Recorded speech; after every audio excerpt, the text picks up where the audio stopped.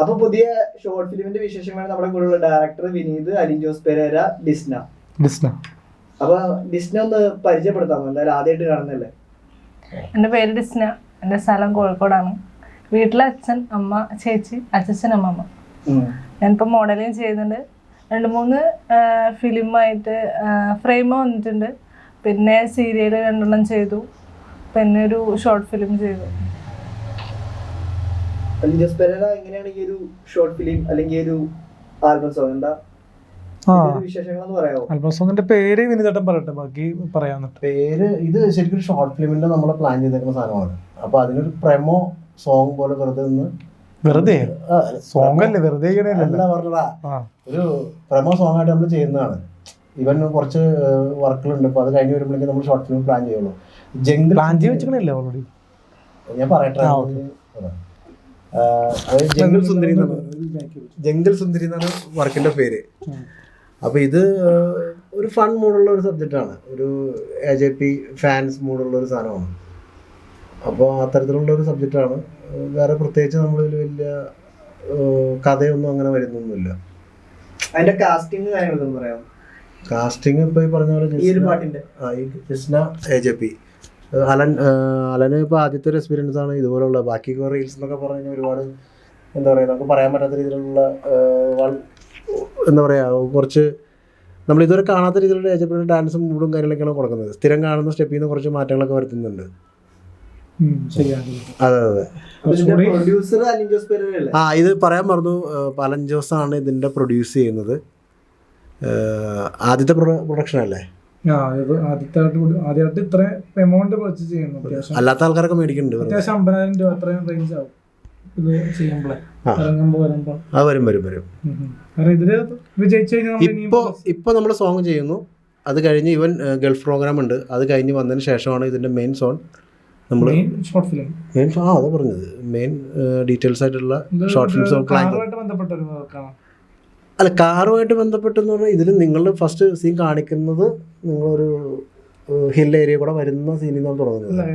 Short ഫിലിമിനകത്ത് കാറിന്റെ scene ഉണ്ടാകുന്ന അതൊക്കെ ഉണ്ടാവും. അതൊക്കെ നമ്മൾ അങ്ങനെ സ്ക്രിപ്റ്റ് ഡീറ്റെയിൽ ആയിട്ട് പറയാൻ പറ്റുമോ? അല്ല, അതെല്ലാം ഉണ്ടാവും. ഒരു ആക്ഷൻ മൂഡുള്ള ഒരു അതൊന്നുമല്ല. ഇപ്പൊ ഈ ആൾക്കാർ കളിയാക്കുന്ന പോലെ ഇപ്പൊ ഇവനെ വെച്ചിട്ട് എന്ത് ചെയ്യാൻ പറ്റും, ഇവനെ വെച്ചിട്ട് ഇപ്പൊ എന്ത് നടക്കും. അല്ല, ഒരാളുടെ ബോഡി ലാംഗ്വേജ് വെച്ചിട്ട് നമുക്ക് പല രീതിയിലും സബ്ജക്റ്റ് ചെയ്യാൻ പറ്റും. ഇപ്പോൾ എൻ്റെ ബോഡി ലാംഗ്വേജ് വെച്ചിട്ട് എനിക്കൊരു ഹീറോ ക്യാരക്ടർ ചെയ്യാൻ പറ്റും. ഇപ്പോൾ ഈ ഇരിക്കുന്ന എല്ലാവരുടെയും കൂട്ടത്തിൽ ഇപ്പോൾ ഒരു ലേഡി ക്യാരക്ടർ ആണെങ്കിൽ അപ്പോൾ ജസ്റ്റിനെ വെച്ചിട്ട് ചെയ്യാൻ പറ്റും. ആ ബോഡി ലാംഗ്വേജ് അനുസരിച്ചുള്ള സ്ക്രിപ്റ്റ് ഉണ്ടാവുക എന്നുള്ളതാണ്. എന്നാൽ മാത്രമാണ് സിനിമ ആർക്കും നമുക്ക് അരോചകമാണെന്ന് തോന്നുന്നുണ്ട് വരുള്ളൂ. അത് AJPക്ക് പറ്റുന്ന രീതിയിലുള്ള ഒരു ബോഡി ലാംഗ്വേജും അവനായി തന്നെയാണ് ഇതിൽ അഭിനയിക്കുന്നത്. ഇതിൽ അലൻ ജോസ് പെരേര എന്ന സൂപ്പർ സ്റ്റാർ അലൻ ജോസ് പെരേര എന്ന ആളായിട്ടാണ് അഭിനയിക്കുന്നത്. പിന്നെ ഇതിൽ ഷെഫീഖേട്ടൻ ചെയ്യുന്നുണ്ട്. ഷെഫീഖേട്ടൻ അവിടെ ഇരിക്കുകയാണ്. ഷെഫീഖേട്ടൻ ഇതിൽ വർക്ക് ചെയ്യുന്നുണ്ട്. പിന്നെ ഇതിൽ ബ്രൈറ്റ് ചെയ്യുന്നുണ്ട്. ബ്രൈറ്റ് ഇവിടെ ക്യാമറ പിടിച്ചുകൊണ്ടിരിക്കുന്നുണ്ട്. അപ്പോൾ അങ്ങനെ പിന്നെ ഇതിലൊരു കാര്യമുണ്ട്. ഈ സോങ്ങിൽ നമുക്കൊരു ക്യാമിയ റോൾ വരുന്നുണ്ട്. അതിപ്പോൾ പറയുന്നില്ല, അത് സോങ് കാണുമ്പോൾ സസ്പെൻസ് ആണ്. ചിലപ്പോൾ പ്രശ്നങ്ങളൊക്കെ ഉണ്ടാവാം. അത് ഷെഫീഖേട്ടൻ വഴിയായിട്ടാണ് ജിസ്റ്റിനെ കേസ് ചെയ്തത്.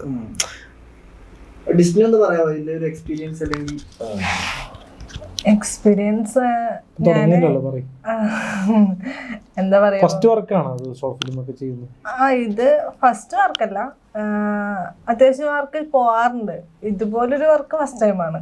അതെ, ഒരു കോംബോ വർക്ക്, അതുപോലെ ഒരു സോങ് റീല് അങ്ങനെ ചെയ്യുന്നത് ഫസ്റ്റ് ടൈമാണ്.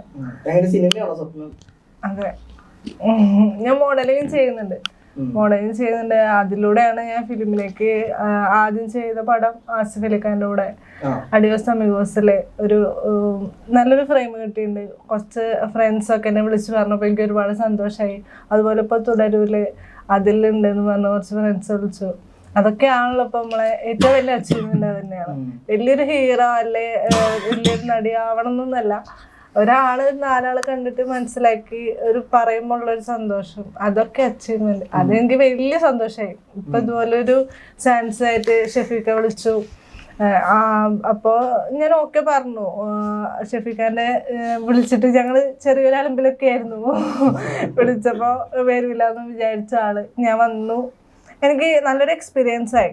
അല്ല, പൊതുവെ അലിൻ ജോസ് പെരേരയുടെ കൂടെ വർക്ക് ചെയ്യുമ്പോൾ ആളുകൾക്കൊരു മടിയാണ്. താങ്കൾക്ക് അതെങ്ങനെയാണ്? ഇല്ല, അത് ഓരോരുത്തരുടെ ക്യാരക്ടർ അല്ലേ. ഇപ്പൊ എന്റെ ക്യാരക്ടർ ആയിരിക്കില്ല ഇവിടെ ഇരിക്കുന്ന ഓരോരുത്തർക്കും.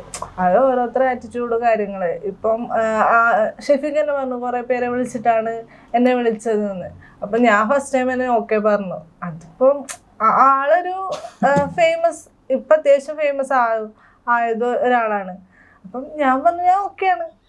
നമ്മൾ ചെയ്യുന്ന വർക്കിലല്ലേ കാര്യം, അല്ലാണ്ട് ആളുടെ കൂടെ അല്ലെ മോശമായിട്ട് തോന്നാൻ മാത്രം ആള് അത്ര എനിക്കങ്ങനെ നെഗറ്റീവായിട്ട് തോന്നിയിട്ടില്ല.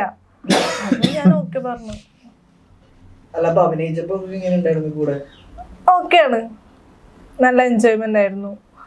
ടൈം പോയതേ അറിഞ്ഞില്ല. നല്ല ആക്റ്റീവാണ്. അത് പറഞ്ഞു, മുന്നേ പറഞ്ഞു നെഗറ്റീവ് കമന്റുകൾ ഉണ്ടാവും. നമ്മൾ നാട്ടുകാരെ നോക്കേണ്ട ആവശ്യമില്ലല്ലോ, നമ്മൾ എന്താന്ന് പറഞ്ഞാ പോരെ.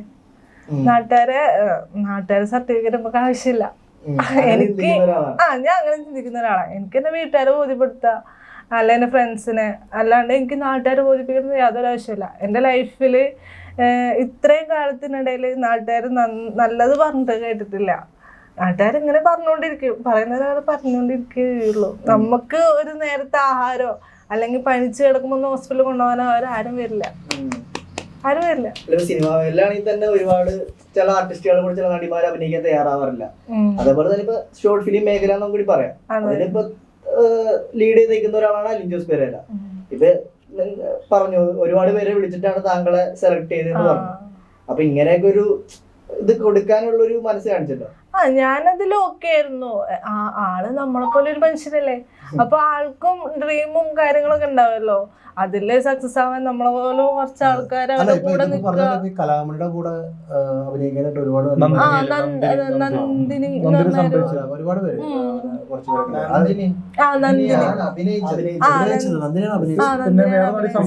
അല്ല പിന്നെ അഭിനയിച്ചത് ഗീതു മോഹൻദാസ്. പിന്നെ പുള്ളി ഒരു അത്യാവശ്യം ഫെയിം ആയി കഴിഞ്ഞപ്പോ എല്ലാരും അലൻ ശ്രമിക്കുക ഒരു നടനമായിട്ട്. എന്റെ കാര്യം പറഞ്ഞ് ഞാൻ ഫസ്റ്റ് തുടക്കത്തില് ക്യാമറക്ക് മുന്നില് ഡയലോഗ് പറഞ്ഞ് അഭിനയിക്കുന്നത് ഇപ്പോൾ ഷോർട്ട് ഫിലിമിലല്ല, സീരിയലിലാണ് ചെയ്തേക്കുന്നത്. റാണി രാജ എന്ന് പറഞ്ഞ സീരിയൽ. അതില് നമ്മുടെ സൂപ്പർ ഹിറ്റ് സിനിമയായിട്ടുള്ള നീലത്താമര, പിന്നെ നാടോടി മഞ്ഞളിലൊക്കെ ദിലീപേണ്ട നായികയായിട്ട് അഭിനയിച്ച നമ്മുടെ അർച്ചന കവിയുടെ ഒപ്പം അഭിനയിച്ച അർച്ചന കവി. പിന്നെ അത് കഴിഞ്ഞിട്ട് ഇപ്പോൾ റീസെന്റ് ആയിട്ട് മീനൂസ് കിച്ചൺ എന്ന് പറഞ്ഞ സീരിയലിൽ മാളവികയായിട്ട് അഭിനയിച്ചിട്ടുണ്ട്. മാളവികയായിട്ട്. അപ്പൊ അതുകൊണ്ട് തന്നെ നമുക്ക് വർക്ക് ചെയ്യാനായിട്ട് ആൾക്കാർക്ക് നല്ല രീതിയിൽ വരുന്നുണ്ട്. ചില രീതി നെഗറ്റീവ്സ് ആൾക്കാർ ചിലത് പറഞ്ഞുണ്ടാക്കുന്നതാണ്. നമുക്ക് ഈ ഡാൻസ് എങ്ങനെയുണ്ട്? ഡാൻസ് ചെയ്തപ്പോ ആദ്യം ഒരു രസമായിട്ട് വന്നില്ല, പിന്നെ അത് ഓട്ടോമാറ്റിക്കലി റിഹേഴ്സലൊക്കെ ചെയ്തപ്പോ അത് ഷൂട്ടിന് പോകാം. എന്തായാലും ജംഗിൾ സുന്ദരി എല്ലാരും ഏറ്റെടുക്കുക. അപ്പോൾ